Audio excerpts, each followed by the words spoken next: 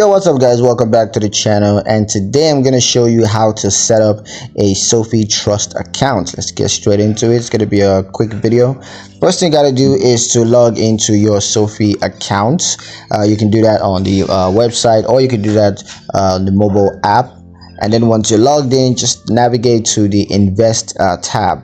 Next, you want to select trust accounts from the drop down menu and choose the type of trust account that you want to open. It could be a revocable living trust, or it could be irrevocable trust.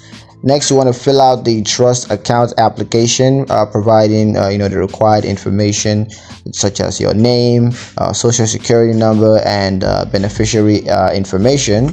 Next, you want to fund your trust account by transferring funds from your bank account or from any other financial institutions. Last, you want to review and sign the trust account documents electronically. And yeah, that's pretty much it on how to set up a Sofi trust account. Hope you guys liked the video. Hope you found it useful enough. If you did like the video, comment down below, let me know what you thought. Share the video with your friends and subscribe to the channel if you haven't done so already, and I will see you guys in the next one. Peace.